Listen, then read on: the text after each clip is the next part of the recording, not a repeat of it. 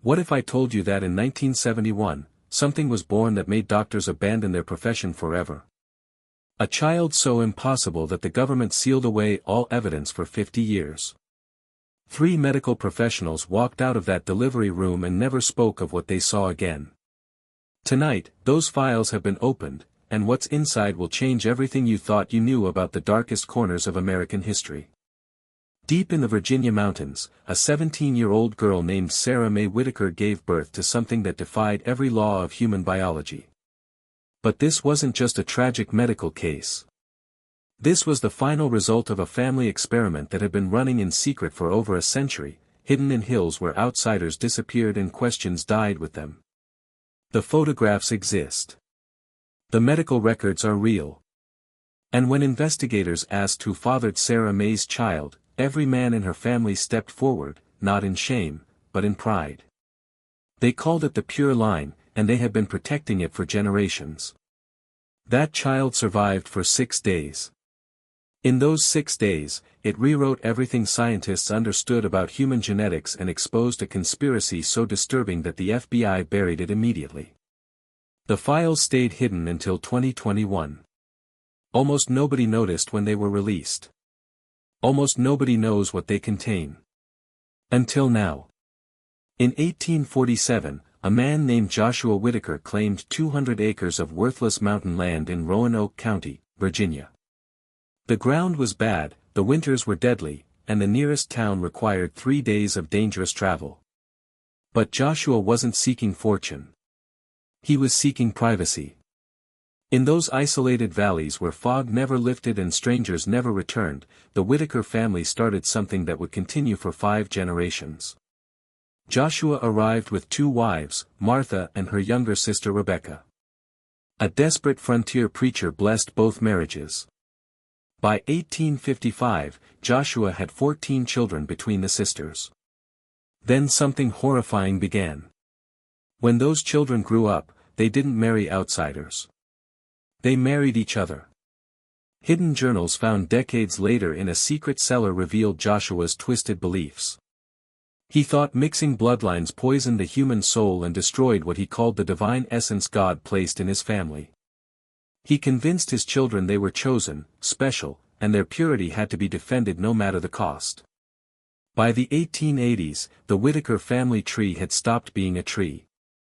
It was a knot that looped back endlessly on itself. The children from these unions were wrong.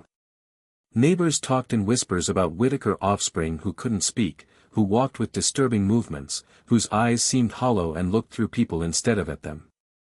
Local doctors refused to deliver Whitaker babies after 1890, saying the family carried a curse.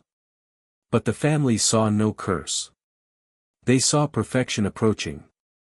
Each generation committed harder to the practice, believing they were reaching some genetic ideal that the corrupted outside world couldn't comprehend.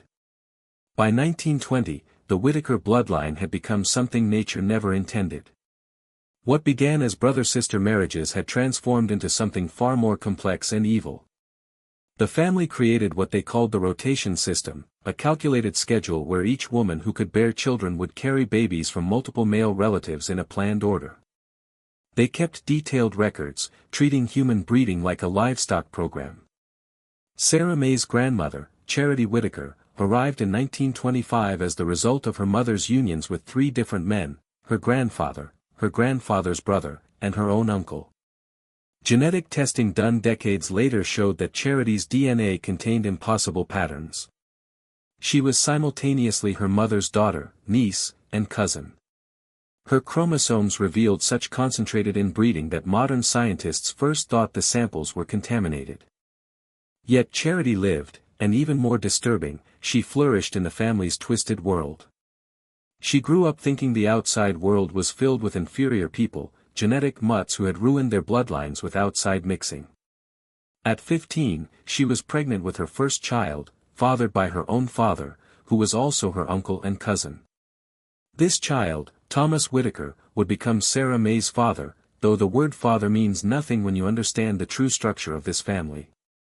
The Whitakers had built their own isolated world with its own rules, its own reasoning, and its own version of normal. Children grew up not knowing which adults were parents, siblings, or cousins because these labels had stopped mattering long ago. Everyone connected to everyone else in multiple ways. They spoke in hushed voices about blood calling to blood and believed each new generation moved them closer to achieving the perfect circle, a state of genetic purity that would give them powers beyond normal human ability. By the 1960s, when Sarah May was born, the family had been completely cut off from the outside world for over a century. They had their own language, their own traditions, and their own terrible secret they protected more fiercely than their own lives. That secret was about to enter the world. And when it did, it would destroy every assumption about the limits of human genetic damage. Sarah May Whitaker was 17 when she knew this pregnancy was different from others she had seen in her family. By that age, she had already given birth twice, once at 14 and once at 16. Both babies died within hours, their tiny bodies too deformed to survive. The family called these deaths offerings to the blood, necessary sacrifices toward genetic perfection. But this pregnancy wasn't like the others. Sarah May felt the child moving in unexplainable ways. Instead of normal kicks and rolls, she described sensations that terrified even her hardened relatives. The child seemed to pulse instead of move, creating rhythmic waves across her stomach that looked like trapped electricity. Her belly expanded to massive size by month 7, stretching her skin until it became see-through, showing a network of dark veins that appeared to writhe underneath. The family was thrilled. The elders whispered this was finally it, the end result of their century-long breeding program. They had created something beyond human, something that would prove their superiority to the corrupt outside world. They prepared for the birth with religious intensity, setting up complex rituals and ceremonies to welcome what they believed would be their genetic savior. But Sarah May was dying. The pregnancy was eating her body from within. She lost 40 pounds while her belly kept growing. Her hair came out in handfuls. Her teeth loosened and dropped from her gums. Most disturbing, her eyes started changing color, shifting from brown to an unnatural pale yellow that seemed to shine in the dark.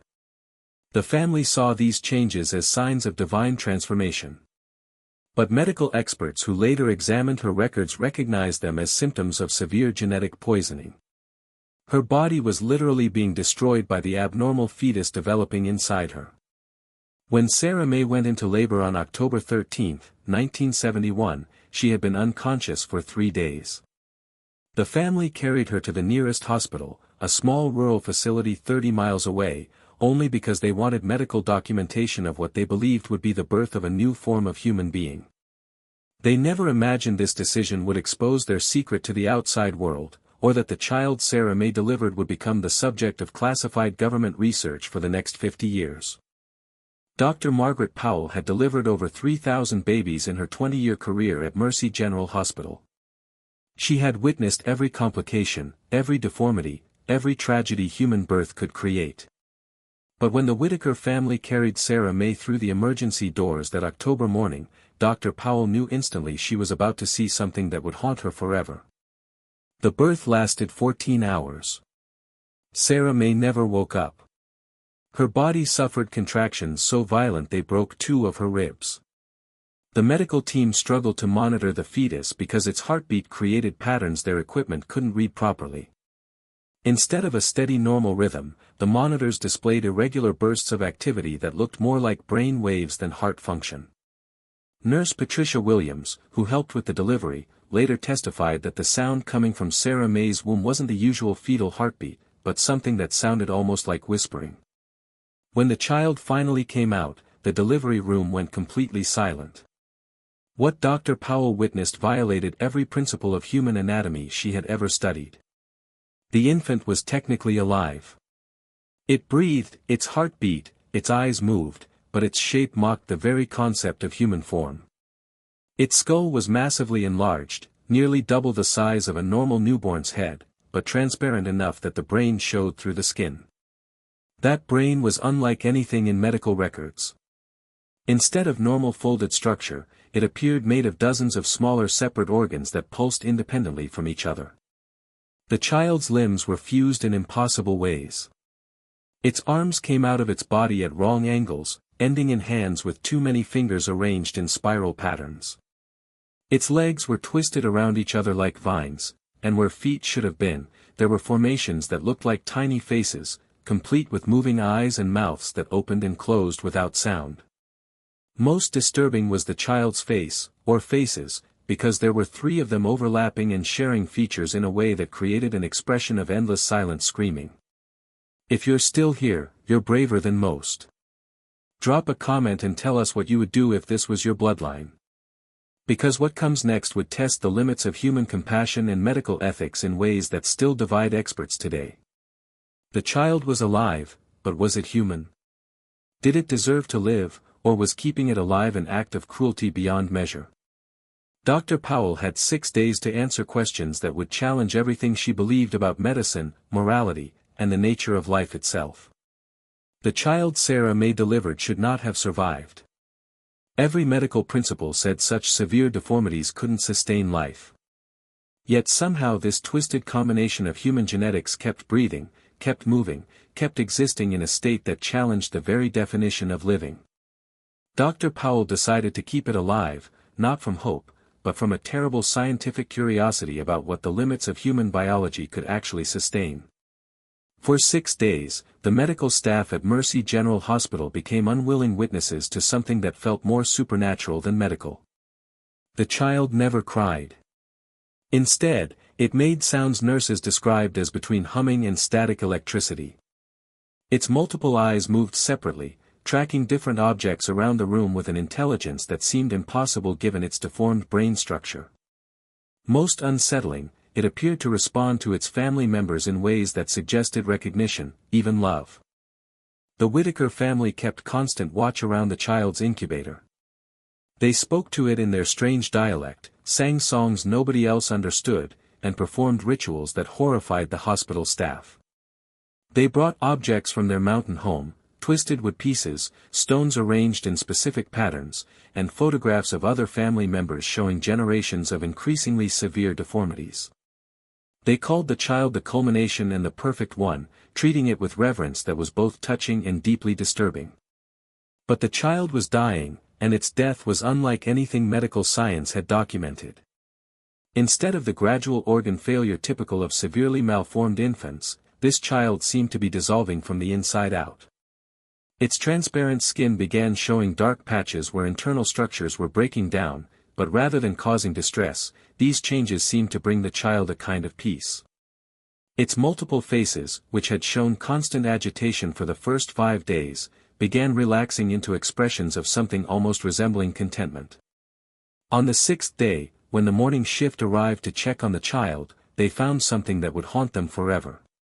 The child was still alive, still breathing, but during the night it had somehow managed to arrange itself into a position that was geometrically impossible given its fused limbs.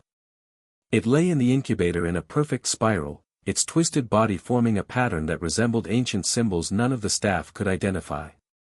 And in that position, with what appeared to be a smile on each of its 3 faces, the child finally died, taking with it the darkest secret of American family genetics and leaving behind questions that remain unanswered to this day. Within hours of the child's death, Mercy General Hospital was flooded with federal agents. They arrived in unmarked vehicles, wearing suits that seemed wrong for rural Virginia, carrying briefcases and equipment the hospital staff had never seen before. They claimed to be from the Centers for Disease Control, investigating what they called a potential genetic hazard to public health. But Dr. Powell knew immediately these men were something else entirely. The agents seized everything. The child's body, all medical records, the photographs the family brought, even the twisted wood pieces from their mountain home. They interviewed every staff member who had contact with the case, forcing them to sign documents that legally banned them from ever discussing what they witnessed.